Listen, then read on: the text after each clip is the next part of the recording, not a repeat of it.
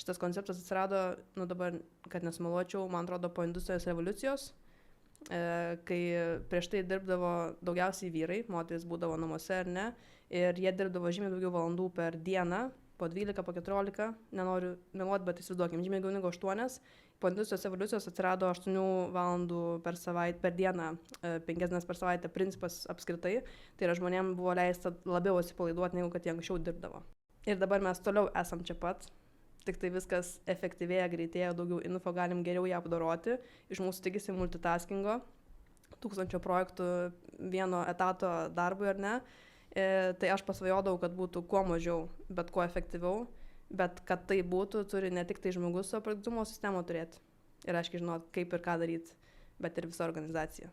Ir čia ateina tada kita plano gyvenimo dalis, kad mes kalbam ne tik apie žmogaus produktyvumą, bet ir apie visą organizacinį produktyvumą, nes viens be kito jie negyvena. Tai 4 darbos dienos per savaitę, aš eičiau dar mažiau, jeigu įmanoma būtų.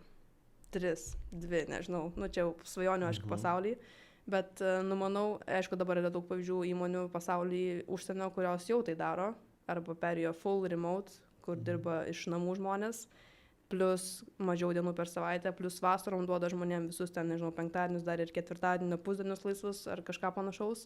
Tai tikrai pasaulis eina link ten ir tikrai nebūtina sėdėti, kad tiesiog sėdėti. Man atrodo, Vilniaus šilumos tinklai dirba 4 dienas per savaitę, už šitą konceptą yra įsivedę, toks įdomus. Ir man atrodo, bet čia, kad žmonėms suprasti ir kas klauso, tai ne tai, kad tu ten atostogauji darbe, kaip dabar atostogauji ir dar atostogauji ekstra 4 dienas, tiesiog tu daug labiau susifokusavęs dirbi tas dienas, daug kokybiškiau padarai tą darbą ir iš to atsiranda to ekstra laiko nieko neveikti.